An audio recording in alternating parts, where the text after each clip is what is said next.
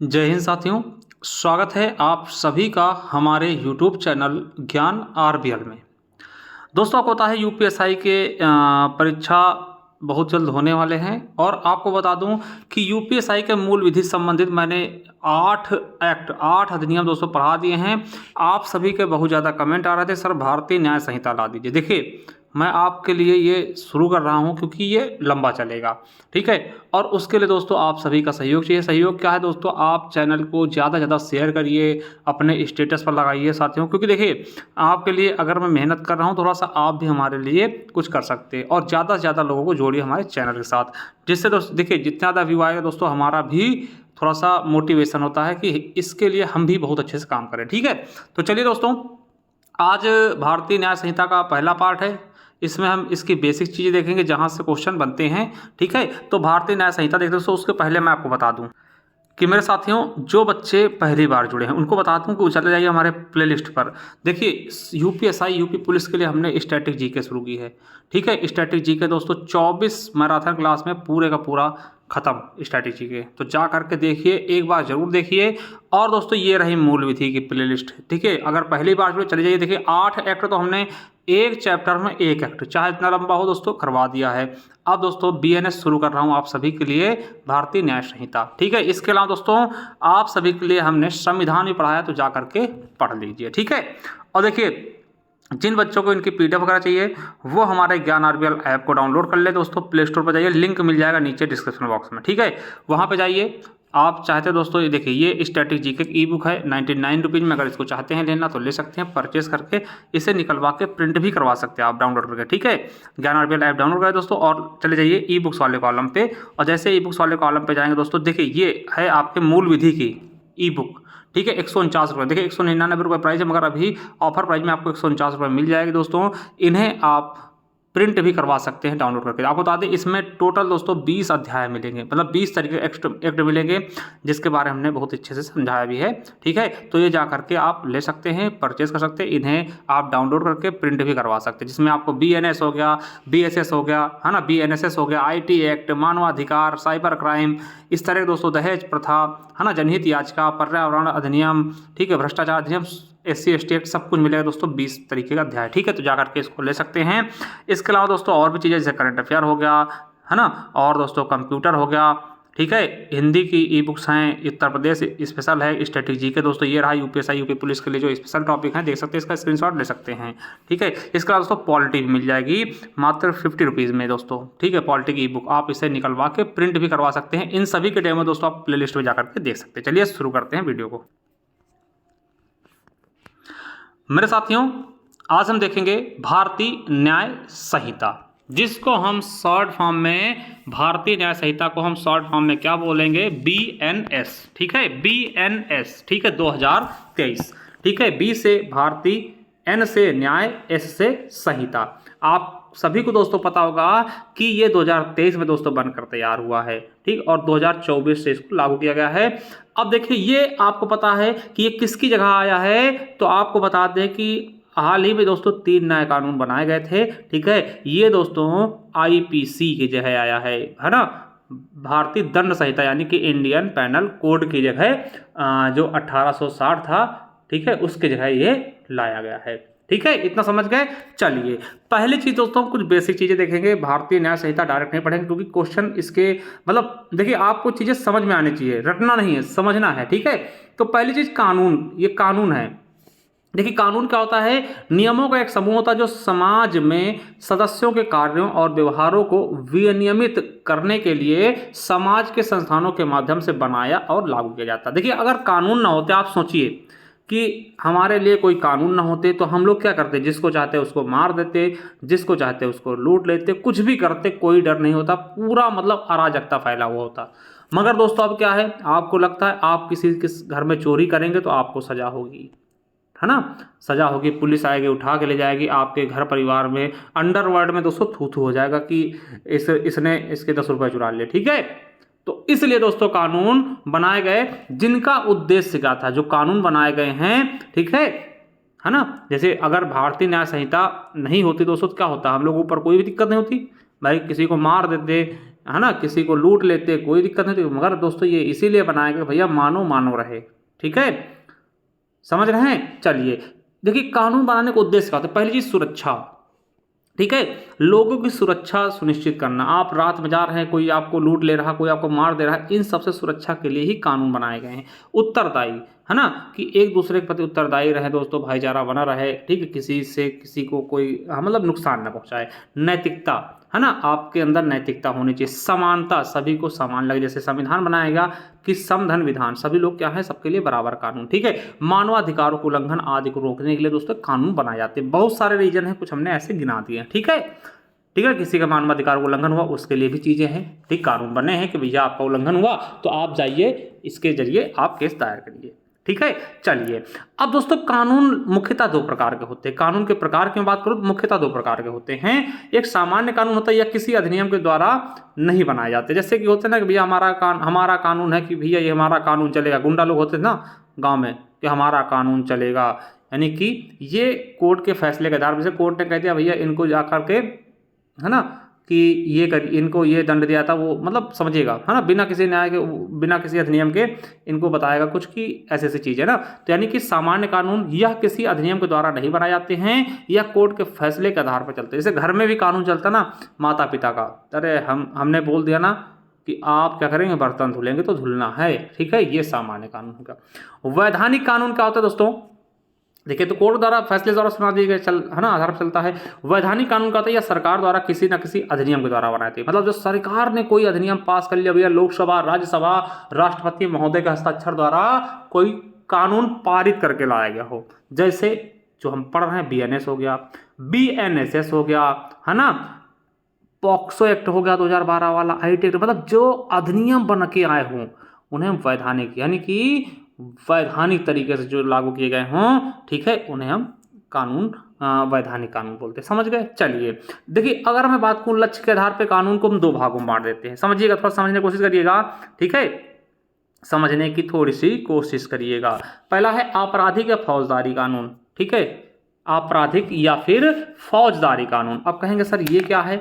दूसरा नागरिक कानून। ठीक है, नागरिक संहिता जिसको कह सकते हैं दोस्तों, नागरिक कानून कह सकते हैं। आपराधिक कानून को इसको हम क्या बोलते हैं, क्रिमिनल लॉ। ठीक, आपराधिक का फौजदारी कानून को क्रिमिनल लॉ बोलते हैं, इसको बोलते हैं सिविल। ठीक है, सिविल लॉ। ठीक है, सिविल लॉ। ठीक है, अब देखिए इनमें अंतर क्या होता है।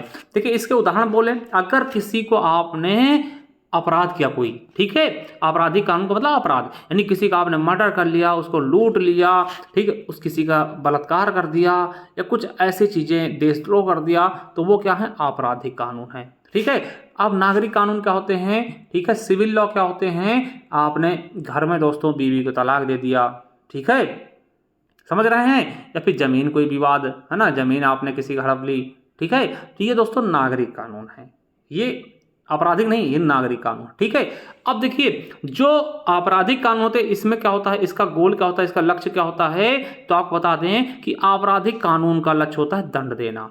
ठीक है, आपने किसी का मर्डर किया, आपको दंड दिया जाएगा मेरे दोस्तों, कि भैया आपको सजा मिलेगी। ठीक है, आपकी घर कुर्की हो सकती है। ठीक है, मगर दोस्तों नागरिक कानून में आपको ऐसा नहीं कि आपने तलाक दिया आपको 10 साल की सजा हो जाएगी। ठीक है, आपको क्षतिपूर्ति देना होगा, कंपनसेशन क्या बोलते हैं दोस्तों, कि जिसपे आजकल लड़कियां बहुत ज़्यादा उसके पीछे पड़ी हैं कि मुझे, जैसे अभी दोस्तों मोहम्मद शमी जो हमारे बॉलर हैं, उनकी जो बेगम है वो कह रहे हैं हमें 4 लाख नहीं चाहिए महीने, हमें 10 लाख चाहिए, हमारा 4 लाख में गुजारा नहीं चल रहा।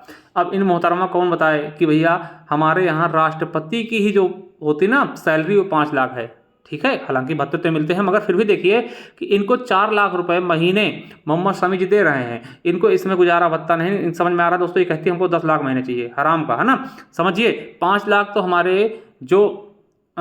हमारे यहाँ राष्ट्रपति प्रथम नागरिक हैं उनकी 5 लाख तनख्वाह है, मतलब समझिए कि इनको 4 लाख में गुजारा भत्ता नहीं हो रहा, समझिए, है ना। तो ये चीजें, तो दोस्तों इसमें केवल क्षतिपूर्ति होती है, इसमें आपको फांसी वांसी ऐसा नहीं कि आपको फांसी हो गई 10 साल की सजा सुना दी, ऐसा नहीं है।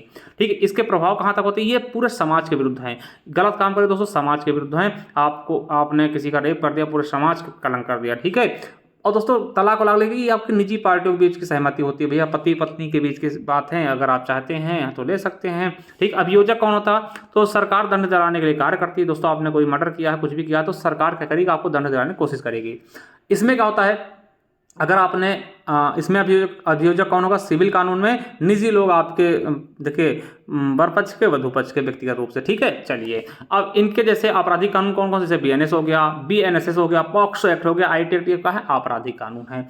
और नागरिक कानून क्या होते हैं? जैसे हिंदू विवाह अधिनियम 1955 की आपने दूसरी शादी कर ली, उसके क्या होंगे? ठीक है, पर्सनल लॉ हो गए, जैसे मुस्लिम में पर्सनल लॉ शरीयत है ना, आवेदक अधिनियम 1937 चलता है। और आनंद विवाह दोस्तों सिख में, ठीक है, 2012 चलता। तो ये हो गए दोस्तों नागरिक कानून और फौजदारी कानून। आई होप इनको समझ चुके होंगे। सिविल लॉ और सिविल लॉ के अलावा इसको हम क्या बोलते हैं? Criminal law.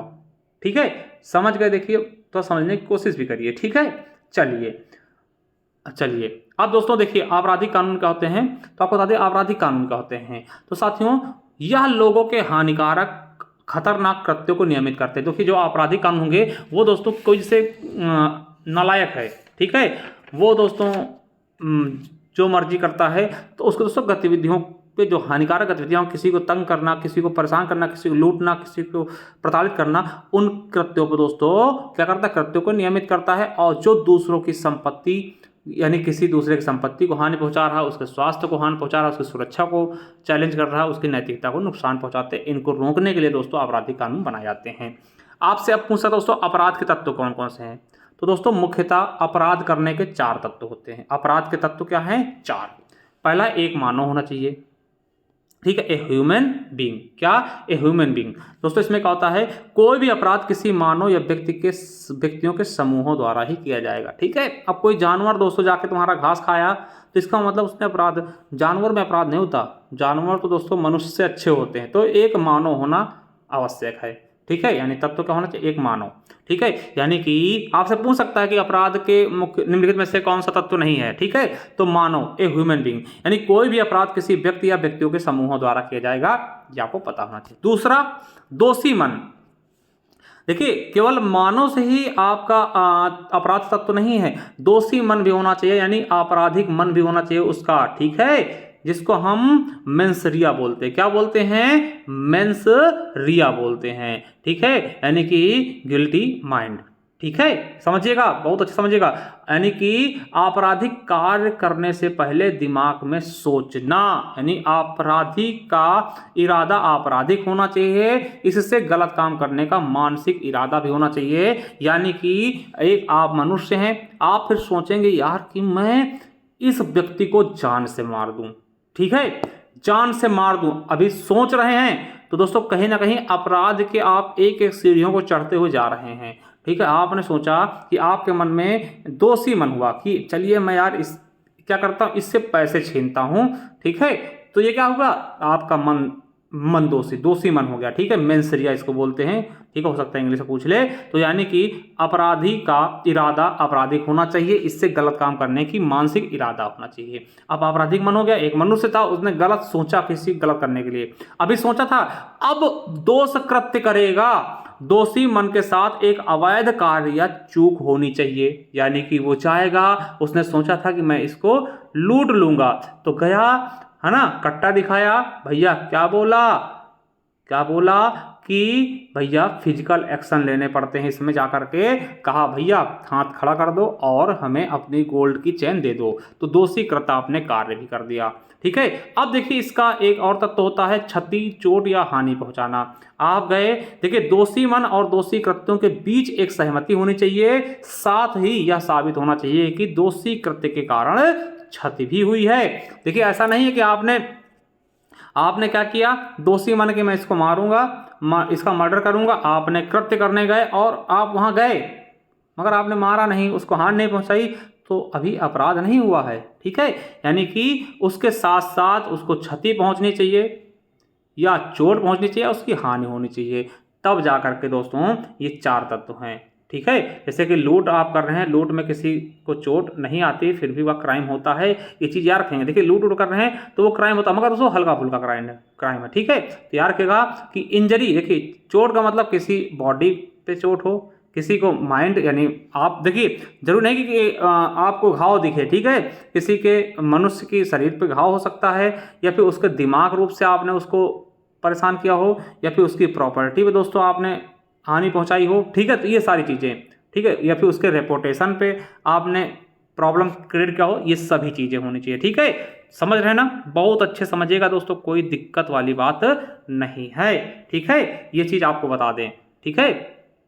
चलिए अब देखिए, अब आपके होते अपराध के आवश्यक चरण। अब देखिए अपराध कब सिद्ध होगा, कितने चरण, तो 4 चरण दोस्तों मेन होते, ये भी पूछा था, ठीक है।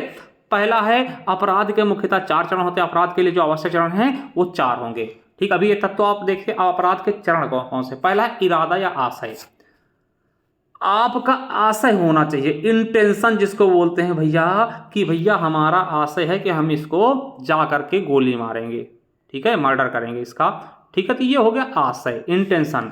फिर दोस्तों मर्डर करने की आप तैयारी करते हैं, प्रिपरेशन करते हैं, प्रिपरेशन है ना, प्रिपरेशन करेंगे यानी मर्डर करने के लिए आप क्या सोचेंगे, चलिए अब गोली मारेंगे जिसके लिए हमारे पास गन भी होनी चाहिए, ठीक है, गन भी होनी चाहिए, ठीक है, सोच लिया। चलिए अब आप गए प्रयास करने, अब आपने प्रयास किया, आप छिपे थे, क्या हुए थे, छिपे थे, ठीक, झाड़ी में छिपे थे, आपने उसको देखा, वो निकला और आपने गोली चला दी, और दोस्तों गोली चला दी यानी आपने प्रयास किया ना। अब दोस्तों यहां समझिएगा कि दोस्तों अब देखिए आपने प्रयास किया और फिर उसका निष्पादन क्या हुआ, सिद्धि हो गई, वो पूर्ण हो गया, ये 4 चरण है, पूर्ण हो गया, उसको गोली लगी, वो मर गया दोस्तों, वो मर गया, तो अब क्या हुआ, आपने अपराध को पूर्णतया अंजाम दे दिया, ठीक है। अब देखिए आप एक चीज समझिए, आपने इरादा बनाया, तैयारी भी कर ली, मगर साथियों आप तीसरे और चौथे चरण पर नहीं गए, तो आपने कोई भी क्राइम नहीं किया है, ठीक है, आपने अपराध नहीं किया, यहां से आप वापस आ सकते हैं, ठीक है, याद समझिएगा। तो यहां तक अगर आप आते हैं तो आप अपराधी नहीं कहलाएंगे। आपने प्रयास किया और वो असफल भी हो गया, तब भी आप पकड़े जाएंगे, तब भी आप अपराधी कहलाएंगे, आप पे अटेम्प्ट टू मर्डर का केस लगेगा कि हाँ भाई आपने मारने आए थे, भले ही नहीं मरे मगर आप दोषी हो जाएंगे। तो यहां तक दोस्तों आप करके लौट सकते हैं। आप किसी भी विचार करें मैं इसको जान से मार दूंगा, फिर आप तैयारी भी कर ले, चक्कू को लेके आ जाएं, मगर आपके अंदर एक अचानक से होता कि यार क्यों मारूं यार, वो भी तो इंसान है, हम भी इंसान हैं, तो दोस्तों वहां से आप वापस आ गए, इसका मतलब आप बहुत अच्छे इंसान हैं और आपने अपराध को अंजाम नहीं दिया, आप अपराधी नहीं हैं, ठीक है, समझ गए। अगर आपने प्रयास कर लिया तो मरे या ना मरे दोस्तों आप दोषी कहलाएंगे और आपको सजाएं मिलेंगी, ठीक है। चलिए अब दोस्तों हम देख रहे हैं बीएनएस, मगर दोस्तों बीएनएस आया किसकी जगह, तो आईपीसी जगह। तो आईपीसी बारे में थोड़ा देख लेते हैं क्योंकि यहां से भी क्वेश्चन पूछ सकता है। तो दोस्तों आईपीसी शुरुआत यानी कोई भी कानून शुरुआत हमारे भारत में कब होती है, तो एक एक्ट आता है चार्टर एक्ट 1833, इसके बारे में हमने पॉलिटिन पढ़ रखा अच्छे से, ठीक है, यही स्टार जुड़ेंगे। देखिए इस एक्ट के तहत 1834 में, ठीक है, 33 में आता है, 1834 में भारत में प्रथम विधि आयोग का गठन किया था। और इसमें क्या क्या होता है दोस्तों एक बार मैं आपको रिवीजन करवा दूं कि इस एक्ट के तहत चाय और चीन के साथ व्यापारिक एकाधिकार का भी अंत कर दिया था, ये यूपी ट्रिपल एस में पूछा गया था। और इसी में शासन प्रणाली का केंद्रीकरण कर दिया था, जिससे भारत के गवर्नर जनरल को बंगाल के गवर्नर जनरल को भारत का गवर्नर जनरल बना दिया गया। इस प्रकार से भारत के प्रथम governor general Lord William Bentinck बनते, यूपीएससी में पूछा गया। और गवर्नर की परिषद में एक विधि सदस्य को भी जोड़ा जाता है, याद रखेंगे। और प्रथम विधि सदस्य यहां समझिएगा, ये आपके लिए इंपॉर्टेंट है, प्रथम विधि सदस्य या प्रथम विधि आयोग के अध्यक्ष कौन होते हैं, लॉर्ड मैकाले, जिन्हें हम आईपीसी का जनक भी कहते हैं, आईपीसी का जनक, फादर ऑफ आईपीसी बोलते हैं, ठीक है, याद रखेंगे, आपके लिए इंपॉर्टेंट है। आपको बता दें कि गवर्नर जनरल को विधि आयोग बनाने का अधिकार दिया गया तथा मैकाले की अध्यक्षता में 1834 में प्रथम विधि आयोग का गठन किया गया, जिन्हें हम किसके तो अध्यक्षता में, मैकाले के, इसीलिए मैकाले को हम आईपीसी का जनक कहते हैं। दोस्तों आपको बता दें कि मैकाले द्वारा दोस्तों इसको बनाया जाता है और 6 अक्टूबर 1860 को इसी रिपोर्ट यानी किसी रिपोर्ट आईपीसी को लॉर्ड कैनिंग के द्वारा मान्यता दे दी जाती है, मंजूरी दी जाती है। देखिए अभी ये बना के दोस्तों 1834 में बनाया जाता है, गठित होता है दोस्तों, और ये मसौदा दोस्तों 1835 में तैयार किया था ना मसौदा, और इसको दोस्तों अप्रूवल कब मिलती है, बहुत समय बाद, ठीक है। 6 अक्टूबर 1860 को दोस्तों लॉर्ड कैनिंग द्वारा मंजूरी मिलती है। किसके शासनकाल में? लॉर्ड कैनिंग के शासनकाल में इसको मंजूरी दी जाती है आईपीसी को, इसीलिए आईपीसी के बाद में 1860 लिखते थे। ठीक है, मगर लागू कब करते थे दोस्तों? इसे 2 साल बाद यानी 1 जनवरी 1862 को हम आईपीसी को लागू करते हैं। आपको बता दें आईपीसी दोस्तों देखिए भारत में नहीं और अन्य देशों में भी लागू थी। ठीक, ये क्वेश्चन यूपीएससी 2017 में पूछा गया था कि किन किन देशों में आईपीसी लागू है। ठीक है, कहाँ कहाँ? बर्मा जिसको म्यांमार कहते हैं, अभी तो वहाँ पे दोस्तों आपको पता है सैन्य शासन है। ठीक है, तानाशाही चली है। मलेशिया में लागू है, सिंगापुर में, श्रीलंका में, ब्रुनोई में, और तो पाकिस्तान और बांग्लादेश में भी कुछ अध्याय इसके लागू हैं। ठीक है, समझ रहे हैं?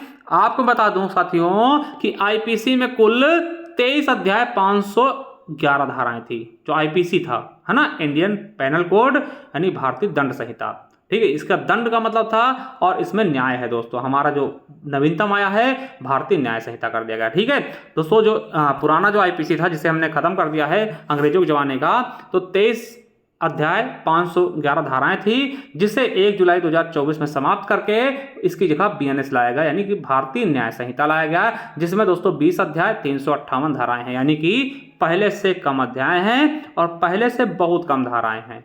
ठीक है, फालतू की धाराएं हटाई गई, कुछ चीजें जोड़ी भी गई हैं। ठीक है, समझ गए? तो आईपीसी आप समझ गए। अब दोस्तों बात करते हैं बीएनएस, जो हमारा नया कानून आया है बीएनएस, इसमें कुछ चीजें देखते हैं। ठीक है, क्या है तो आपको बता दें बीएनएस 2023 क्या है। भारतीय न्याय संहिता 2023 में नए अपराधों जैसे आतंकवाद और संगठित अपराधों को भी शामिल किया गया है, जो पहले नहीं थे।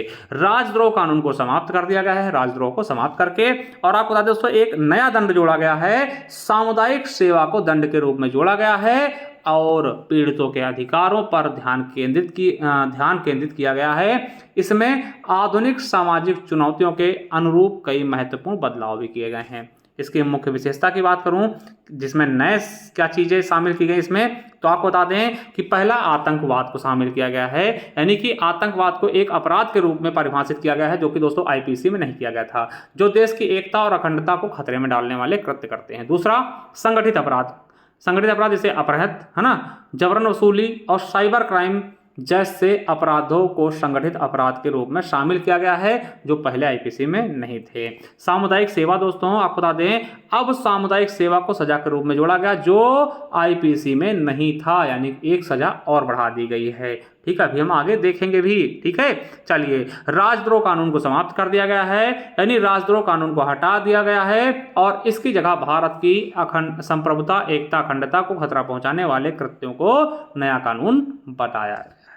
ठीक है, चलिए, पुराने शब्दों को हटाना, यानी जैसे पागल, ब्रिटिश कैलेंडर और शांति और न्याय जैसे पुराने और औपनिवेशिक शब्दों को हटाया गया है, और इसमें साइबर क्राइम को जोड़ा गया, साइबर अपराध को भी जोड़ा गया है हमारे बीएनएस में। ठीक है, साइबर अपराधों को संबोधित करने के लिए नए प्रावधानों को जोड़ा गया है, जो आधुनिक सामाजिक चुनौतियों के अनुरूप हैं। ठीक है, चलिए, जो बीएनएस की दोस्तों धाराएं हैं और अध्याय, इनको देख लेते हैं, क्योंकि आपसे डायरेक्ट पूछ सकता है कि किस अध्याय में क्या है। ठीक है, ये भी आपको याद रखना है।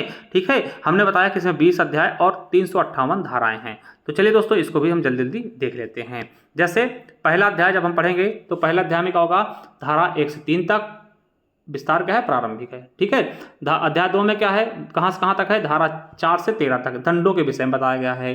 धारा 3 में क्या अध्याय 3 में क्या है, धारा 14 से लेकर के 44 तक धारा विस्तार है अध्याय 3 का, इसमें साधारण अपवाद बताए गए हैं। और धारा 4 में क्या है, कहाँ से कहाँ तक है, तो अध्याय 4 में क्या है, कहाँ से कहाँ तक विस्तार है, तो 45 से 62 तक, इसमें दुष्प्रेरण, ठीक है, आपराधिक षड्यंत्र और प्रयास के विषय में बताया गया है।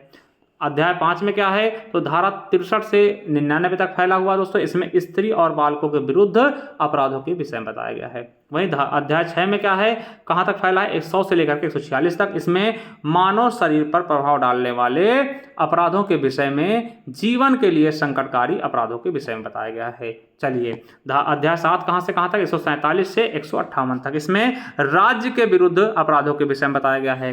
चलिए, अध्याय 8 कहाँ से कहाँ तक है, 159 से 68 तक, इसमें सेना, नौसेना और वायुसेना से संबंधित अपराधों के बारे में बताया गया है।